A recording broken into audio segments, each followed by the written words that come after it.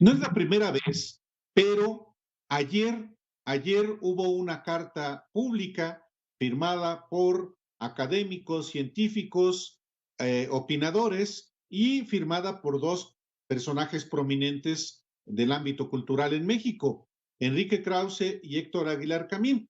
La carta pide que el gobierno de México suspenda las obras del Tren Maya, de la refinería de Dos Bocas, del aeropuerto de Santa Lucía y de la obra en Chapultepec para tener dinero y comprar las vacunas que México necesita. Yo le quiero preguntar, después de darle la bienvenida al secretario de Hacienda, Arturo Herrera, lo siguiente. Le doy las gracias por estar aquí en Los Periodistas, secretario, pero ¿por qué? ¿Sí lo escuchamos? Sí, Ahora sí, secretario, ¿por qué no paran esas obras? ¿Por qué no las suspenden temporalmente para tener dinero y comprar vacunas para los mexicanos? bueno, primero muchas gracias por la invitación, me da mucho gusto estar nuevamente en su programa. En primer lugar, yo creo que los abajo firmantes tendrían toda la razón si nos faltara dinero para comprar vacunas para los mexicanos, pero déjame darte solamente tres cifras. Nosotros hemos dedicado 32,000 millones de pesos, de los cuales ya gastamos 9,120 millones de pesos, y bajo esos tenemos ya bajo contrato el equivalente a 256,006 millones de vacunas. Como algunas vacunas son de 2 dosis, como pueden ser la de AstraZeneca o la de Pfizer, pero algunas son de 1 dosis, como puede ser la de CanSino, esto nos garantiza que podemos vacunar con los contratos y el recurso que tenemos actuales hasta 156 millones de mexicanos. Como muchos de ustedes lo saben, porque el pasado 25 de enero lo dio a conocer el INEGI, en México hay 126 millones de mexicanos, de tal forma que nos están sobrando incluso 20 millones de vacunas, y la razón por la que para 20 millones de personas adicionales, y la razón por la que contratamos de más es porque lo que importa en este momento es que podamos vacunarlo lo más rápido posible, de tal forma que la que llegue es la que vamos a estar aplicando. Entonces, yo creo que la carta fue firmada de muy buena intención, pero comete dos errores: pensar que no tenemos el dinero y pensar que nos faltan vacunas.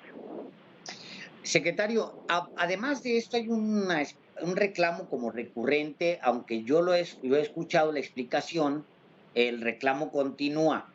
Dicen que se compraron las vacunas más baratas del mercado y que por eso ahora no hay vacunas y que ¿qué les responde? No, eso no es cierto, y de hecho te imaginarás que siendo secretario de Hacienda lo que conozco es exactamente los precios a los que se compraron las vacunas, y bueno, estamos pagando 32,000 millones de pesos, claramente eso no es barato. No, la estrategia al comprar vacunas no fue cuál fuera la más barata, sino cómo teníamos una estrategia de cobertura para tomar prestado un término financiero que nos iba a permitir comprar de varias bajo distintos escenarios. Una, cuál podían llegar primero, y es decir, podía que algunas cumplieran, otras se podían retrasar, como ha sido el caso en todo el mundo. La técnica es distinta en cada una de ellas. Algunas requieren una refrigeración profunda, otras no, etcétera. Entonces esas son las razones por las que fuimos comprando de distintas farmacéuticas, pero jamás bajo ninguna circunstancia estuvo sujeto esto a pensar cuál podía ser el precio.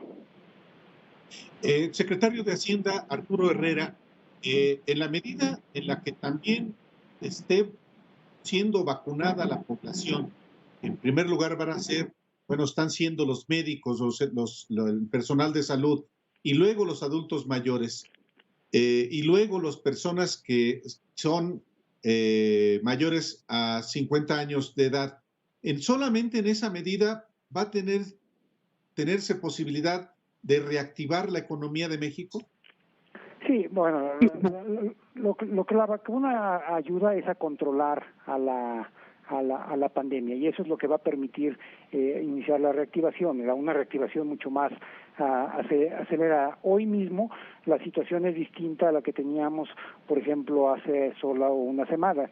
Hoy solamente hay una sola entidad del país en donde la pandemia está creciendo es Morelos, es Morelos. Hay como 4 o 5 entidades donde está sin gran movimiento y hay 24 entidades donde cuando menos tienen 2 semanas de estar disminuyendo.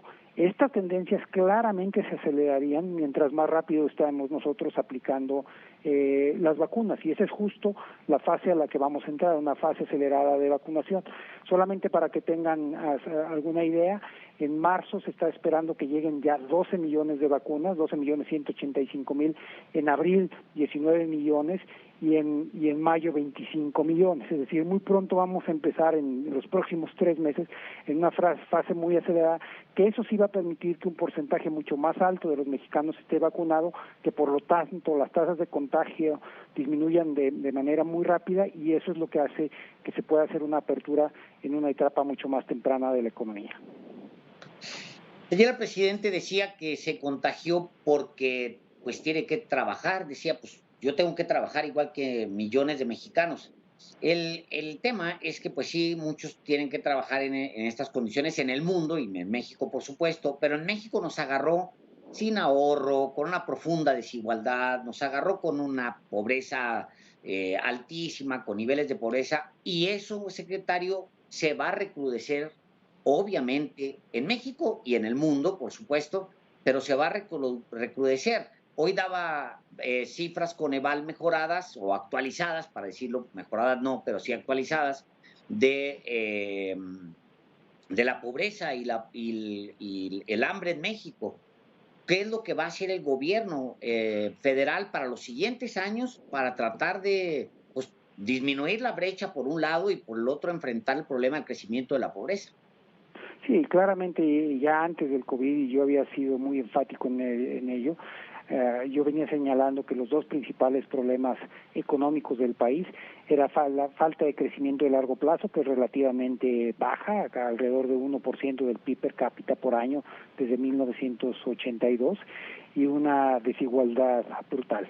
El país tiene una polaridad a través de muchas dimensiones, una polaridad entre grupos sociales que hace que algunos pocos tengan mucho y que muchos tengan muy poco, pero una desigualdad también regional, es decir, no es lo mismo la pobreza que tenemos en la Ciudad de México o en estados como Nuevo León que la que se tiene en estados como Guerrero, Oaxaca y Chiapas. Entonces, ¿cómo abordarla? Primero tenemos, una de las cosas que estamos haciendo es tratar de romper esa brecha regional. Esa es una de las razones por las cuales algunas de las obras a las que ustedes se refirieron justo al inicio del programa están hechas en el sureste. El Tren Maya, la refinería de Dos Bocas, la inversión en el transísmico, todas están hechas en el sureste. Y la idea detrás de estas inversiones es que la propia dinámica no había logrado romper los diferenciales, de hecho se habían venido agudizando entre el centro y norte del país con el sur del país. Entonces el cambiar las estructuras de infraestructura en el sur es parte de lo que queremos hacer. Lo segundo y muy de largo plazo es tener que seguir invirtiendo en educación y en salud, es que son los 2 componentes de lo que los economistas llamamos el capital humano.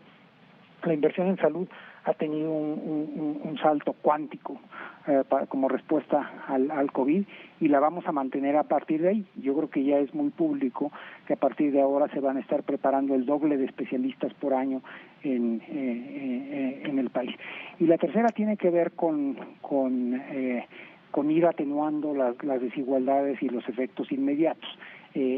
No nada más en la época del COVID, y hacia ellos iban dirigidos una serie de programas sociales como el programa de adultos mayores, como el programa de jóvenes construyendo el futuro, como las becas para los estudiantes de preparatoria y universidad. Estas son muy importantes, Álvaro y Alejandro, porque si no lo que solía pasar es que cuando alguna familia tenía alguna necesidad, la salida rápida era que el estudiante desertara para poder ayudar a su familia. Ahora lo puede ayudar parcialmente con la beca. Estos son el tipo de cosas que tenemos que hacer para romper este círculo vicioso al que tú has venido señalando.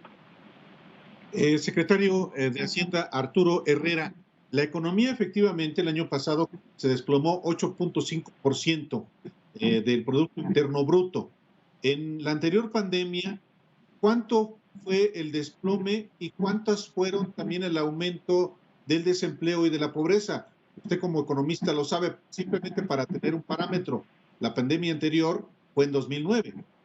Sí, las tres crisis más importantes antes de esta fue la de 1934, de la Gran Depresión, con una caída del 15%, eso fue ya hace más de 80 y tantos años.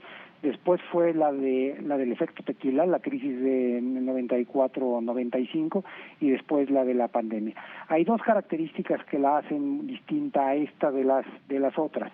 La primera es, si uno piensa, por ejemplo, en la del 95, además de la crisis económica y de la crisis financiera, hubo una crisis de tipo de cambio y inflación muy alta, y eso hizo que los salarios, en términos reales, se fueran al piso. Durante la crisis de la pandemia fue la crisis del 2009 a la que te refieres, que fue la crisis de la influenza. En realidad la influenza tuvo un efecto como de 1% en la caída del PIB. Lo más importante fue la crisis financiera. Te acordarás, es la llamada crisis de las hipotecas subprime. Entonces hubo una crisis financiera en el mundo y esa caída fue del 5.5%. Pero para recuperarse de esa crisis, lo que el mercado tuvo que hacer fue poco a poco restablecer los canales de operación del sector financiero. Eso no es algo que esté pasando ahora, y por ello, porque estas dos diferencias, está habiendo una recuperación mucho más rápida. Por ejemplo, si vemos las exportaciones, ya a noviembre fueron mayores que en el 2019, etcétera. Entonces, esta ha sido una recuperación, esta ha sido una crisis con una caída muy abrupta, porque se da de golpe con el cierre, pero con una recuperación que, si bien es un poquito más lenta, eso nos refería yo con esta especie de palomita, o como símbolo de los tenis Nike, así es como se viene dando, ¿no?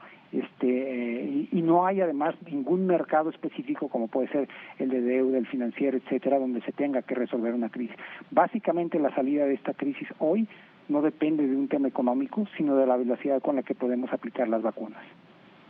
O sea, se cumplió lo de la palomita.